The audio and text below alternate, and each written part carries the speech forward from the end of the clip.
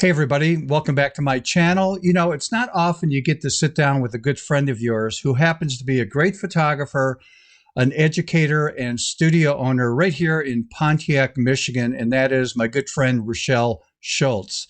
We had a blast last night at the studio doing a photo shoot with other photographers. So sit back, relax, and enjoy this interview. Are you ready for this? Let's do it.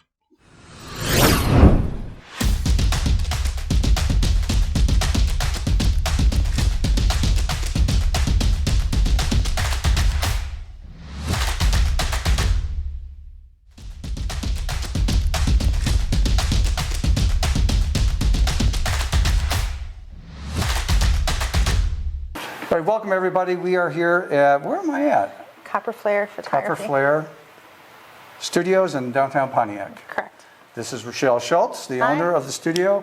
And before we get into me asking her some questions, we don't get in trouble much. Just every time we hang out. 2019 we met. Where did we meet? Hip deep in a creek. Yeah, we met in the creek. And my first impression was, some background real fast.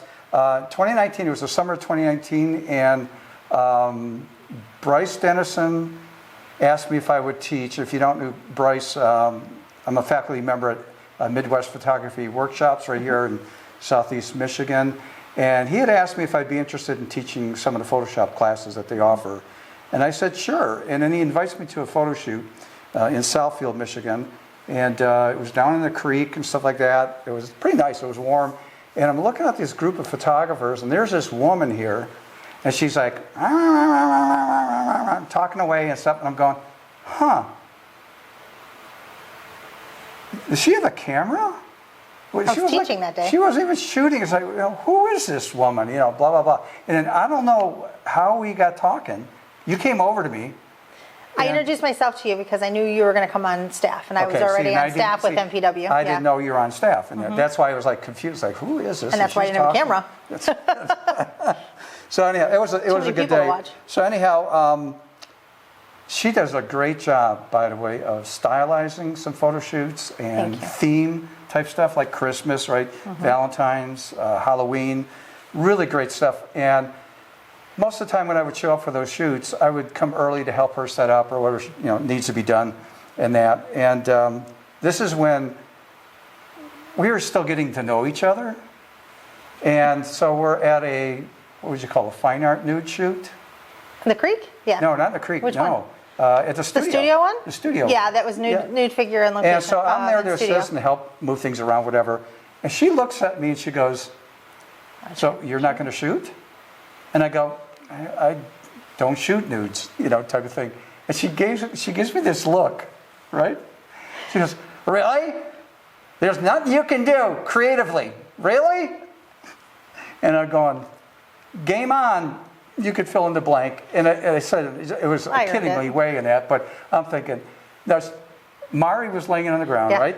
And they had put down a black plexiglass, but it didn't go through the whole, full body. In fact, here's the shot, if you remember that. Yeah. I had to make that friendly for her. She actually put that on her business card. Yeah, she still owes me money, too. First business card she ever had was with your picture on it. I know it. When you were challenged to do something creative. So anyhow, I dropped to the floor. I asked the guy, step aside, just give me 1 minute. And I took 3 shots. I remember, you don't shoot a lot. I tested my exposure. And then after that, I took 2 shots. And I'll put this up on the screen so you guys can see, but that was a shot, and what I hated about the shot was, I hated the background and stuff, and I hated that the plexiglass only went up to her hands. And I go, this would be a cool full body shot. So I'm going, okay, game on, Photoshop, here we go. And so this is what I ended up with. Yeah, I remember when Mari saw this, she got a hold of me and go, can I use that on my business cards? Yeah. And I go, for $5,000, you can do anything you want with that picture. And Mari, you still owe me the money, honey. Yeah. No, but just kidding with her and that. But yeah, I was, it's like, okay, but this is not my expertise, but I had fun. I was challenged because of this gal right there. Which then started a trend that every time I saw you, I would challenge you. Here we go again. So we got to make this fast. But a warehouse in Detroit. Yeah. I can't remember. There was a few models there, a few photographers there. She shows up. I was invited down there. And she comes out of her room and she's yelling at me. what were you saying? Steve, I got something for you. Yeah, Steve, I got something for you. She walks out and she's holding something. And what A was hammer. that? Yeah, a carpenter's hammer. And she goes, so what can you do with this? And I'm thinking in my mind, give me some nails and I'll pound it in the wood. What do you mean, what can I do with this and that? So she goes, no, creatively, what can you do with it? And I go, shoot. So I'm looking around the place. So I remember I found this window frame. And that's Shay, right? Yep, that's Shay. And so I have that picture Chasing up there with for circles. you. And I just added some like shattered glass so it looked like she was hitting through that. So that's challenge number 2, right? Mm-hmm. And then... Hasn't stopped. Yeah, so that's the last one. You have to remember, for the ones that aren't from the States, or maybe you're from the States, but I'm from Michigan, I get a call in the middle of January. It's winter. We didn't have much snow, but it was cold. I get this call from her. She goes, Steve, you got to come down to this farm tomorrow. We got models down here or something like that. I don't even know how you found that. Another photographer invited me looking for help running a group shoot. Okay. And they didn't have experience in it. She calls me, oh, that sounds interesting. Oh, the barn, there's so many nooks and crannies to shoot. This is going to be great. You're going to love it. I go, cool. Where is it? She goes, St. Clair Shores? No, St. Clair County. St. Clair County. And I'm going. It was a heck of a drive for everyone. Dude, that's like an hour and a half away. I go, nah. I said, hey, thanks for the invite, but no. And I knew that was coming. Okay. So what did you do? I sent you pictures of the farm. She sent me pictures of the place, and I'm looking through this. I'm going, son of a bitch. Yep. All right. He showed up. I'll be there. So here's the thing. When I came there, I can remember this to the day because I was like shocked. I totally set you up. Yeah, she set me up. I drove in, parked the car. I'm getting out of the car, and this model comes up walking to me and go, are you Steve? You're Steve? And I go, yeah. She goes, Rochelle told me you're going to be here. I'm supposed to walk you around to show you the place. And I go, oh, okay, cool. And so she's walking around, and I'll never forget this shot. It was Natalie, and I've worked with Natalie many times. Oh, she was on you that day? Oh, God. You never had a free second. And I she saw was the picture there in the middle, but what I did was, she's walking me through the complex. I'm going, in my mind, I'm going, oh, man. You could be here all day and still, and have a lot. Still have more to shoot. Anyhow, so she goes, oh, let me show you the outside. So we go outside, and they see this little bench or sofa sitting out there, and I go, hey, sit down right there. I see a shot in my head, and I just did a test shot for exposure. It is frigid cold. She's turning blue, and I looked at her. I said, Natalie, forget it. Let's go inside. But that's the shot that it's like one of my favorite shots from the farm and stuff. And then this bad ass right there, the troublemaker Kylie I met.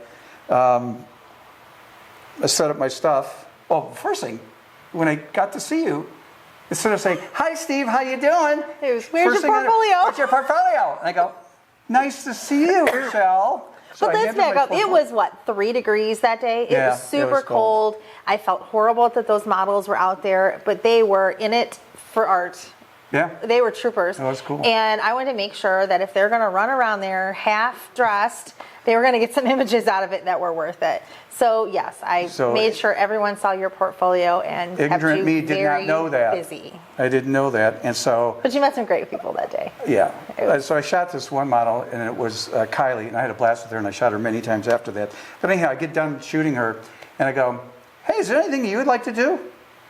And she goes, yeah, all these pillows here, I'd like to pretend I'm throwing them at you. And I go, why pretend? Throw them at me. She goes, what? Yeah. I go, yeah, just throw them at me. So this She's always game. I love that image. I always love that one. It's one of my favorite ones of her. Anyhow, so I'm there, and this model walks up to me. She goes, you're Steve, right? I go, yeah. Can you photograph me next? I go, okay, I'm just finishing up here. Let's go find a different spot. I'm walking to another spot, and I'm just getting set up, and this other model walks up and goes, you're Steve, right? I go, yeah. Can you photograph me next? I go, well, after I'm done with, I can't even remember who it was, And all of a sudden I'm getting like this, you're Steve, right? I go, what in the frick is going on? So I started like 12 o'clock. I'm getting tired. I go back to the compound at 4, I think. Yeah. Where the coffee was and donuts and whatever. And she comes up to me and she goes, so you having fun? And I go, okay. What in the heck is going on? I go, all these models are coming. They know my name. What's going on? She goes, look it over there. I got your portfolio on display and stuff. Everyone. So anyhow, that's how we got, so she keeps. But I do that for a reason, though. I do that because I appreciate that you have an artist's mind. Yeah. And where I style, you're the photo artist, right? So it's kind of nice to see where the two brains come together, and it inspires me. We have brains to challenge you, which then also challenges me to give you something to work with too. So I think it's like a fun batter that we do, but it's good for us both creatively. All right, so we need to talk more about you and your place. Okay. Because you never had a studio before.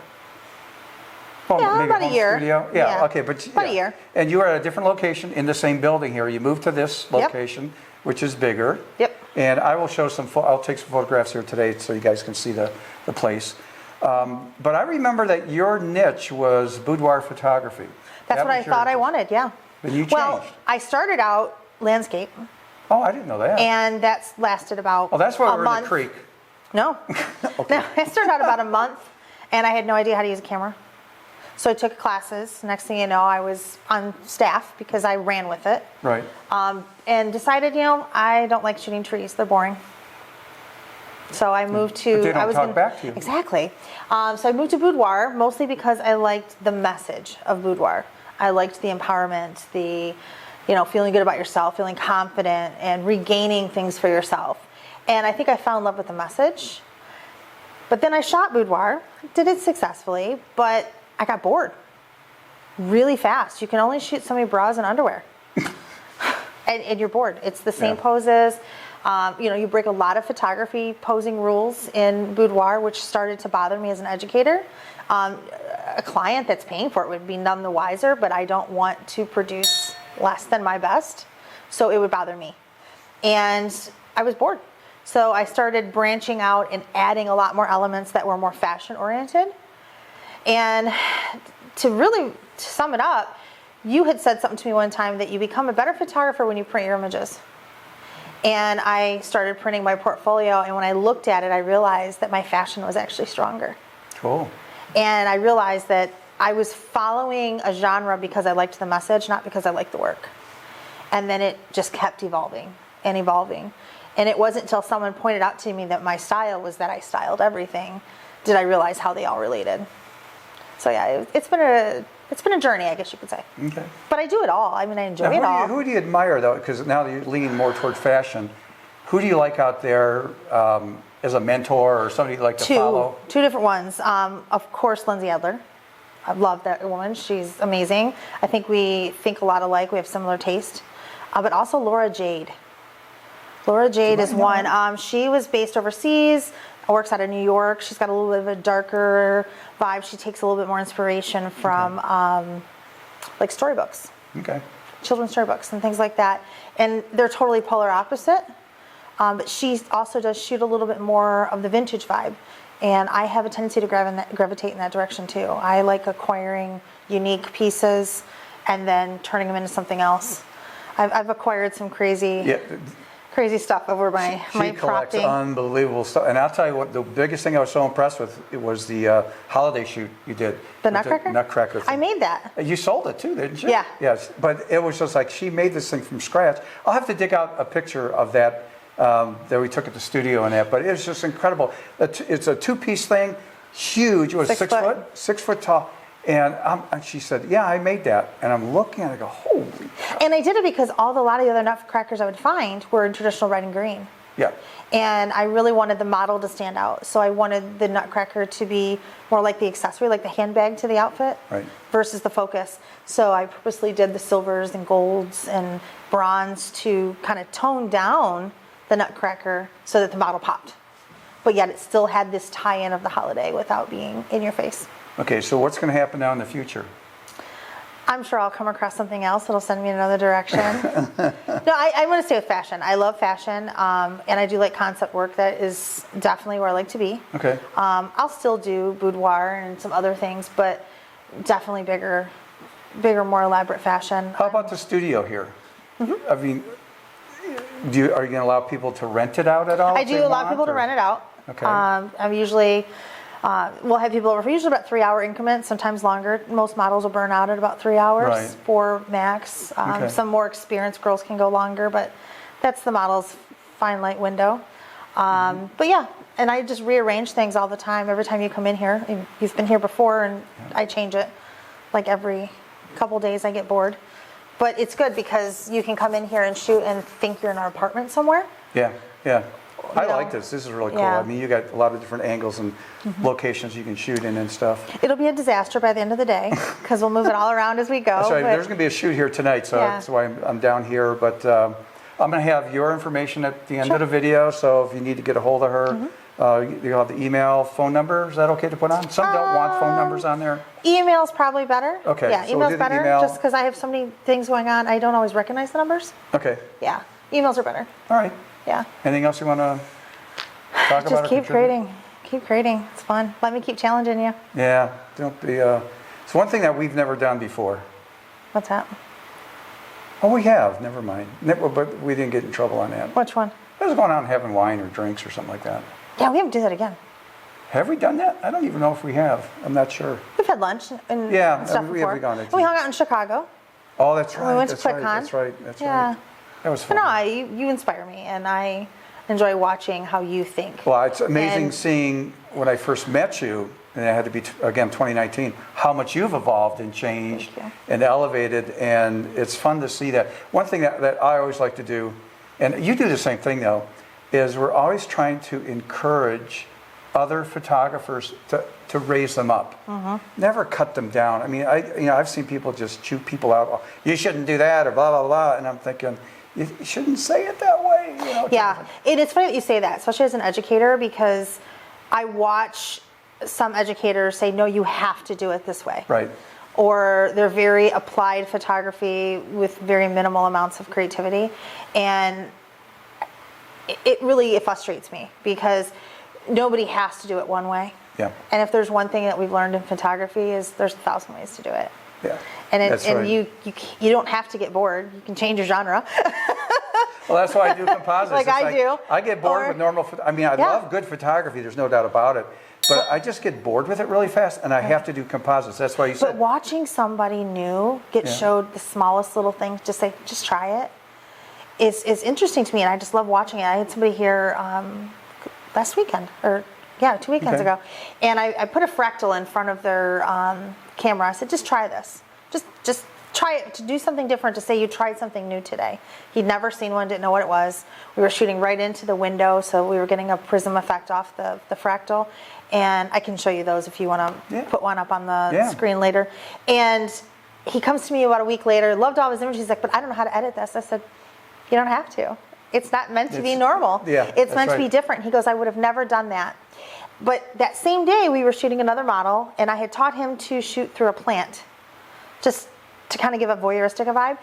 And I had brought a plant to that next workshop, and that's the first thing he did is he went and grabbed that plant and shot through the plant. That's cool. And he's like, and I want to try those fractal things again. So it was just exposing things to different things, always be trying something different, Yeah. you know, always looking for the next prop that sparks the next idea, and just, it's cool. I think teaching sometimes is just as much fun, if not more, Yeah, it's fun to see people evolve. especially when they're open to it. Yeah. All right, so that's about it. Glad I made it down today. Yeah, because we're going to have some And fun We're tonight. gonna have some fun tonight. So Shooting a cool model We'll try tonight. to get in trouble. So anyway, guys, her information will be here at the end of the video. And thanks. Thank you. Had a blast. Yeah, sounds good.